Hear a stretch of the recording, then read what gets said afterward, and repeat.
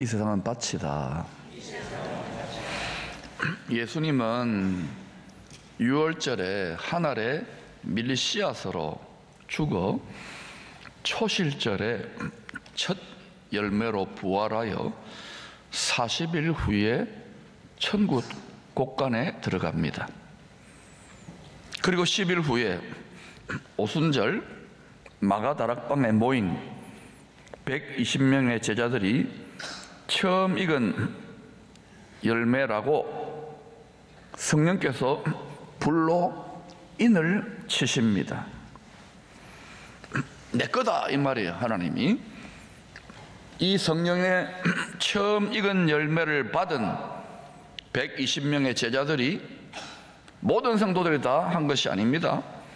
성령의 처음 익은 열매를 받은 인침을 받은 제자들이 이른 비같이 부어진 그리스도 영의 권능을 힘입어 땅 끝까지 복음의 씨를 뿌리게 됩니다. 사도행전 1장 8절이지요. 시작. 오직 성령이 너희에게 임하시면 너희가 권능을 받고 예루살렘과 온 유대와 사마리아와 땅 끝까지 이르러 내 증인이 되리라 하시니라. 여러분이 성령은 다 예수 믿으면 우리 안에 성령이 거하십니다. 근데 성령에 너희 임하시면 권능을 받고, 권능을 받아야 돼요. 생활 선교사나 복음 전하려면 어떤 권능이냐? 뭐 기적과 능력과 치유와 귀신을 쫓아내고 이런 것도 권능이지만, 유대인과 이방인이 원수되어 있어요. 예루살렘과 온 유대가 원수되어 있고, 온 유대와 사마리아가 원수되어 있고, 예루살렘, 온 유대, 사마리아와 땅끝 열방 이방인이 원수되어 있는 거예요. 이 원수된 것을 뛰어넘을 수 있는 화목해 하는 말씀을 땅끝까지 씨를 뿌리는 거예요. 복음의 씨. 여러분이 믿지 않는 가족이나 믿지 않는 세상 사람들이나 열방에 나아가 선교를 해보거나 복음의 씨를 뿌리면 반드시 왼수를 만납니다. 시험에 듭니다. 속상하는 일을 겪습니다. 그걸 어떻게 돌파하고 이기느냐? 성령의 권능을 받아야 돼요. 교회가 성령 권능 받지 못하도록 필사적으로 막 이런 방해합니다. 오늘같이 이렇게 한국이 잘 살게 됐지만은 어깨 기도가 살아있는 교회들이 많지 않아요. 뿐만 아니라 이런저런 이유로 낙심하거나 먹고 살기 힘들고 하니까 자꾸 교회마다 편안한 길, 쉬운 길, 복음 전하지 않는 길, 성령의 권능 받기를 축원합니다. 말씀의 충만과 성령의 충만으로. 누가복음 3장과 요한계시록 14장은 부활의 생명 주시는 말씀의 씨가 마음밭에 뿌려져 자라난 알곡들을 추수하여 곳간에 드리는 추수 때 일어날 일에 대한 말씀입니다. 오늘 읽었던 두 말씀이 다 추수 때 일어날 일이에요. 세례 요한은 이사야서 40장의 예언대로 하나님의 대로를 평탄케 하기 위하여 택함을 받은 율법의 마지막 선지자입니다. 자신은 물로 죄를 씻는 정도의 회개의 세례를 베풀었지만 내 뒤에 오시는 이 메시아는 성령과 불로 세례를 베풀어 사람들 마음 깊은 곳에 있는 죄까지도 태워버릴 수 있는 능력이 크신 분이라고 소개합니다. 이 세상에서 제일 힘센 권세가 뭐냐? 대통령도 아닙니다. 국회의원도 아닙니다. 제일 힘센 사람, 힘센 존재가 누구냐? 죄입니다. 죄의 권세입니다. 모든 사람이 죄의 권세에 놓여져 있기 때문에 하나님의 영광에 이를 수 없고 영생에 이를 수 없는 거예요. 아무리 선행을 하고 내 몸을 불사르게 내어주고 온갖 일을 해도 죄를 이길 수 없어요. 우리보다 100배는 더 열심히 믿었던 유대인들, 율법을 맡은 자들도 이길 수 없었는데 자기가 어렵다고, 예수 믿고도 자기가 어렵다고 생각하는 사람 정말 착각인 거예요. 하나님이 어렵다고 해주신 것이 여전히 우리 마음 깊은 곳에 죄성이 살아 있습니다. 인정합니까? 이거 인정하기 싫어하면 안 돼요. 자존심 버리세요. 신앙생활 잘못 방향을 잡으면요, 점점 내가 뭐 좀 교회생활 오래 한다 뭐 된 것처럼 착각도 자유예요. 착각도 자유. 진정한 신앙은 마음의 할례가 깊어지는 것이, 자기 회개가 깊어지는 거예요. 사도 바울이 뭐라고 합니까? 나는 죄인의 개수로다. 나된 것, 나 같은 죄인의 개수가 이방인을 야야 봉업의 씨를 뿌리는 사도가 된 것은 하나님의 은혜로다. 그 얼마나 많은 고생을 했습니까? 그런데도 하나님의 은혜라 그러잖아요. 생각이, 마음이 육신에 있는 우리들과 차원이 다른 거야. 완전 하늘 위에 있는 하나님의 생각과 마음이 가득한 거예요. 영의 사람이 되는 거예요. 육이 깨어져 나가면서.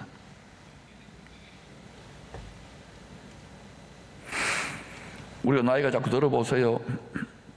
60이 넘고 70, 80, 90 오래 살면 좋겠지만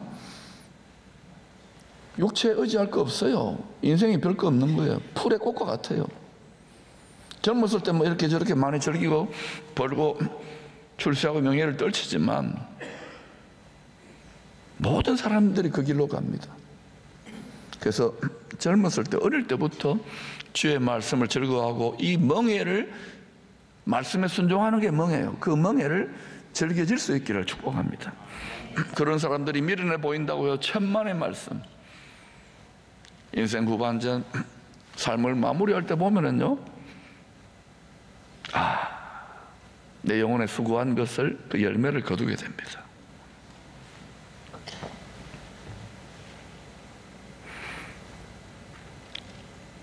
누가복음 3장 16절입니다. 시작. 나보다 능력 많으신 이가 오시나니, 이미 오셨죠? 풀기도 감당하지 못하겠노라. 그런 성령과 불로 너희에게 세례를 베풀 것이요. 나는 주님의 몸종 정도도 안 된다. 이 얼마나 겸손합니까? 그런 성령과 불로 너희에게 세례를 베풀 것이요. 여러분, 우리가 혼적으로 뭐 교회 설교 듣고 훈련 받는다고 우리 속에 오랫동안 뿌리 박힌 자기가 왕노릇하는 이 자기의 이 자아, 욕망, 이게 뿌리 뽑히지 않습니다. 성령, 나아가 불로 막 소멸돼야 되는 거예요. 하나님은 소멸하는 불이에요. 이게 하나님이 오래 참다가 마지막에는 불로서 다, 소멸하는 불로 다 심판합니다. 지금 우리가 성령과 불의 권능에 사로잡히도록 힘써야 돼요. 그래서 옛날 부흥사들 이걸 불회개라고 해요. 불회개. 불회개하면 떼굴떼굴 뒹굴고 그래요. 그러나 그렇게 하지 않더라도 은은하게 말씀으로, 성령으로 충만해지면 자꾸 그게 흔들흔들 뽑혀집니다. 주님을 닮아가는 거예요. 신앙생활 오래 하면서 얼굴에 도끼가 남아있다, 계속해서 믿고 분노의 감정이 있다, 굉장히 뭔가에 잘못 결박되어 있는 거예요. 결국은 자기 영혼만 망치는 게 아니라 자기 몸도 망치는 것이고 주변 모든 부분에 만사불통이 되는, 이걸 결박이라, 흉악의 결박. 앞죄의 멍, 이게 벗겨지기를 축원합니다. 근데 이걸 모르는 경우가 많아요. 왜냐하면 속이는 자이기 때문에, 권수가. 더하여 이 말씀 다음에, 자기 소개하고 난 다음에 복음의 씨가 충성된 일꾼들을 통하여 세상 사람들의 마음밭에 계속 뿌려져서 자라다가, 좋은 마음밭에 뿌려지면 막 30배, 60배, 100배로 자랄 것이고, 나쁜 마음밭, 길가, 돌짝밭, 가시떨기에 떨어지면 그런 마음이 훨씬 더 많아요. 열매를 맺지 못하죠. 뿌려져 자라다가 추수를 마무리할 때가 있습니다. 주님 다시 오실 때입니다. 그때 일어날 일을 예언합니다. 누가복음 3장 17절입니다. 두 번 읽으십시다. 시작. 손에 키를 들고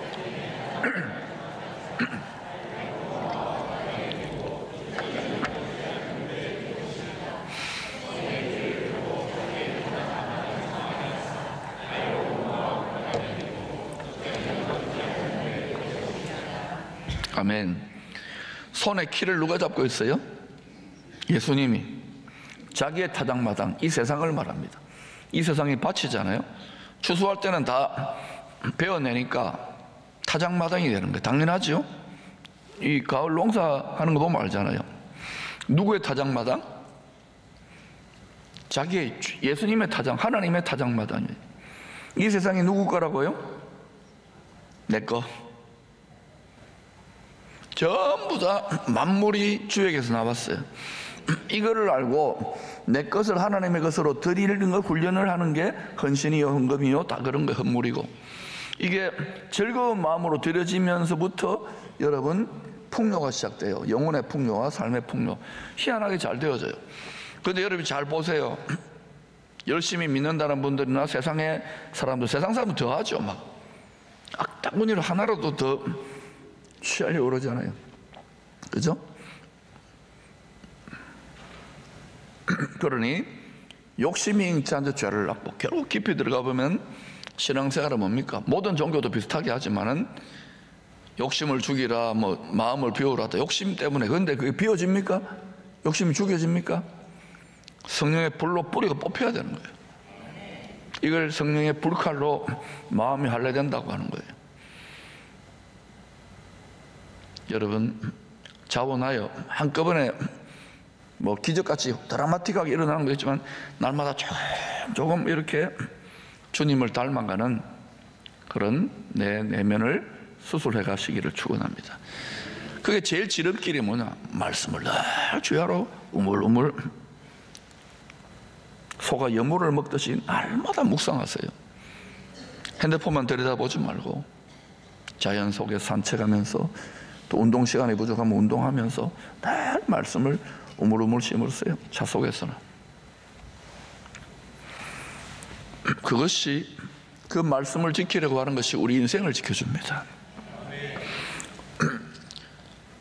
타작마당을 정하게 해요. 키로서 알곡은 모아 곳간에 들이고 죽정이는 꺼지지 않는 불에 태우시리라. 어떤 불이라고요? 꺼지지 않는 불. 일반 농사는 꺼지는 불에 던지면 꺼지잖아요. 태워지고 나서는. 꺼지지 않으면 큰일 나잖아요. 이 불은 영원히 꺼지지 않는 불입니다. 어떤 불입니까? 쉽게 말하면 지옥불이에요. 영원한 형벌에 쳐서 불과 유황연기 나는 유황불못이라고요. 구약과 신약이 계속 이 이야기를 하는데도 믿는 사람들조차 애써 외면해요. 하나님의 말씀, 하나님을 두려워 떨지를 않아요. 이것이 우리의 죄성을 어느 정도로 억제해 주는 거예요. 그러나 더 좋은 것은 이게 불로 뽑혀져서 즐거운 마음으로 십자가 지고 가고 주의 멍에를 따라가야 되는 거예요. 지옥 안 가려고 두려워서 막 순종, 이거는 여러분 율법이고 두려운 거예요. 주님과 내가 호흡이 맞으니까 십자가에 죽기까지 감사하구나 이러면서 가는 거예요. 그게 마음의 할례가 일어난 거예요. 자, 그러면 이제 세례 요한이 예언한 타작마당에 대해서 살펴봅시다. 주님이 다시 오실 마지막 추수 때, 첫째, 타작마당은 농부가 키를 들고 흔들지요. 이렇게 키질 하잖아요. 이거 키라고 보고 흔들잖아요. 왜 흔들까요? 이거 모르면 왜 흔들어요? 그렇죠. 알곡과 죽정이를 가려내기 위해서 하는 자리가 타작마당이에요. 그럼 키를 들고 흔들어야 되겠어요? 농부가 하지 말아야 되겠어요? 지금은 그래도 여러 가지 코로나도 있고 뭐 지진도 있고 뭐 이러지만 편안합니다. 성경은 분명히 마지막 추수 때가 반드시 있습니다. 농사 짓는 거기 때문에 하나님이 믿으면 그 일이 있다라고 믿어야 돼요. 추수를 마무리하고 집이 잘 지어져 있는데 결산할 때가 온다고요. 네 육체로는 어떻게 믿었냐, 어떻게 살았냐, 결산할 때가 와요. 반드시 옵니다. 지역과 시대마다 알곡과 죽정이를 구별해 내기 위해 방식과 도구만 다를 뿐이지 곡식의 껍질을 벗기기 위한 키질과 타작하는 일은 다 하지 않습니까? 그렇죠? 그 누구도 곡식 껍데기를 벗겨내지 않은 채로 밥 짓고 빵 만들고 떡 만들고 이러 먹습니까? 그런 사람이 손 들어봐요. 당장에 불평하고 원망할 거 아닙니까? 상식 아닙니까? 상식. 이렇게 생각하세요. 우리는 하나님이 기르시는 곡식인데 왜 우리 곡식의 껍질, 육체의 껍질이 벗겨져야 되느냐? 이 육체의 할례가 아니라 마음의 할례가 왜 벗겨져야 되느냐? 그래야 하나님이 드실 수 있는, 왕의 식탁에 올라갈 수 있는 음식이 되는 거예요. 나의 기뻐하는 양식은 뭐라 그래요? 아버지의, 나를 보내신 아버지의 뜻을 온전히 행하는 그것이다 그러잖아요. 우리 육체를 먹어요? 인신제사 받아요? 그게 아닙니다. 우리가 우리 몸을 산제물로 드리면 하나님이 우리 마음, 우리 육체에 있는 알맹이가 뭡니까? 우리 마음과 생각, 주님을 사랑해요, 주님 감사해요, 주님이 나의 전부예요, 주님을 믿어요, 주님 나를 소망해요. 그 감사와 향기를 먹는 거예요. 그래서 속에 꽉 들어찬 게 미움과 분노와 하나님에 대한 불만과 이런 거면 어때요? 그거를 하나님 기쁘게 받겠어요? 육체의 껍데기가 여전히 드글드글하게 쌓여 있는 것이죠. 계속 그렇게 어때요? 열심히 믿으면 믿을수록 조개 껍데기 속에 갇혀 들어가는 거예요. 속는 거예요. 마치 꽁꽁 묶여가지고 그걸 흉아가 결박당하는 거예요. 끊어질지어다. 성령의 결박 풀어질지어다. 성령의 칼로 결박이 풀어져야 돼요.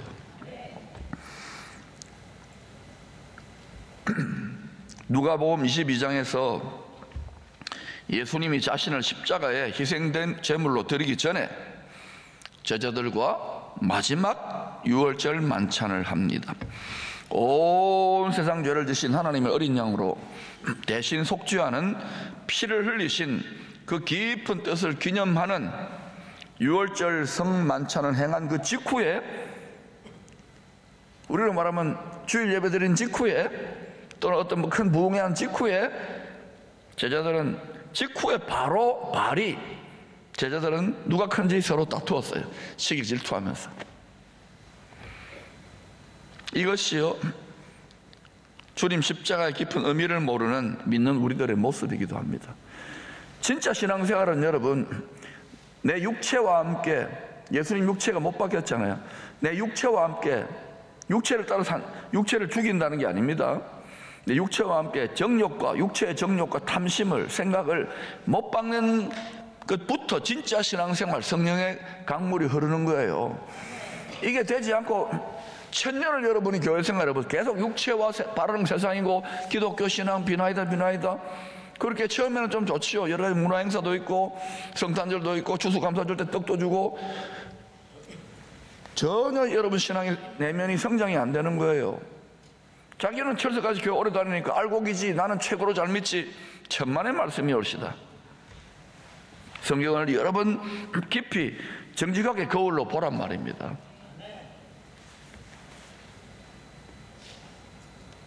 이제는 추수 때가 점점 다가오기 때문에 그래요. 예수님 십자가 지는데 제자들 지혜와 계시의 성령의 권능으로 사로잡히지 않으니까 여전히 주님을 3년이나 따라다녀서 이때에 갈릴리 신학교 MDB 3년 졸업반입니다. 그런데도 어때요? 내가 더 사역 잘하고, 내가 더 큰 교회 가고, 내가 더 직분, 이러고 있는 거예요. 지상의 수많은 교회와 성도들, 지도자들 그러고 있지 않습니까? 예수 믿는 것이 무엇인지 참 오해를 많이 하고 있는 거, 우리가.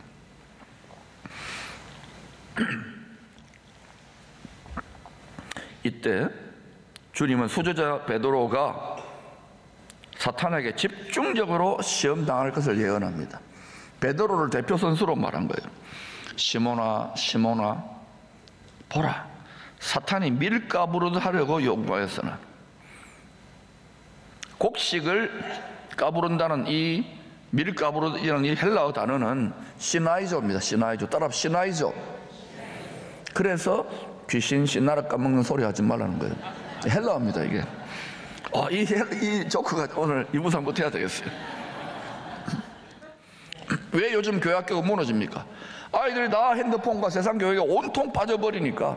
그러니까 여러분, 저렇게 어릴 때부터 같이 예배를 드리고 못 알아듣더라도 같이 교회 생활 즐겁게 하고, 또 4세대가 연합해서 자꾸 이걸 갖고 가야 되는 거예요. 이 보니까 공동체를 큰 규모의 가정교회와 비슷하다고 할 수 있겠습니다. 미국 역사에 엄청난 격변기에도 남북전쟁 같은 게 있었잖아요. 그런데도 믿음으로 똘똘 뭉쳐가지고요, 힘들고 어려운 일도 서로 긴밀하게 도우면서 독특한 신앙 공동체를 300년 넘게 지켜온 거예요. 물론 이들이 수평적으로 선교지로 나아가 복음의 씨를 뿌려서 추수하는 일은 좀 미약해요. 그러나 많은 자녀들을 낳습니다.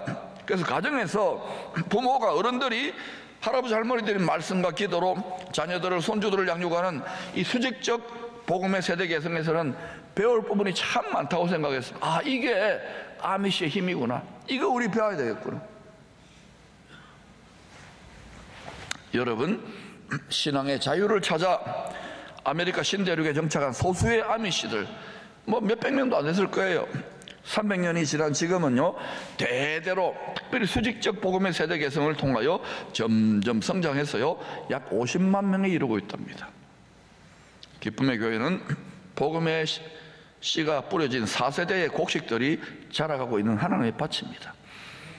다 내가 알곡인지 내가 말씀대로 살아가는지를 점검하셔야 돼요. 교회 생활 오래 하는 게 능사가 아니에요. 직분 받는 게 능사가 아니에요. 우리들은 오직 한 가지 같은 목적, 하나님이 원하시는 좋은 열매를 맺기 위해 한 교회를, 하나님의 텃밭을 이루고 있는 것입니다. 이것에 집중해야 돼요. 열매 맺는 것에 집중해야 돼요. 수직적 신앙 개성을 위하여 4세대가 이 아미시 공동체를 본받아 하나님의 큰 가족이 되어서, 육의 가족이 아니라 영의 가족이 되어서 서로 돕고 서로 열매 맺을 수 있도록 협력해야 하겠습니다.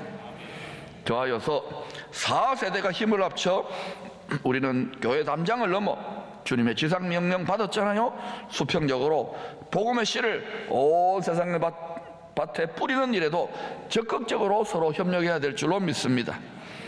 온 세상이 타작마당이 될 마지막 대추수 때를 준비하면서 수직적 복음의 세대 개성, 가정부터 잘 단도리를 해야 돼요. 또한 교회 담장을 넘어 수평적으로 말씀의 씨를 뿌리는 일, 이 두 가지 다 양수겹장으로 잘하면 좋겠습니다. 괜찮겠습니까? 우리 서로 도웁시다. 초막절, 가을절기, 추수감사 잔치 때 주님과 함께 추수의 큰 기쁨을 다 함께 누리면서 주님의 왕국을 즐길 수 있기를 축복합니다.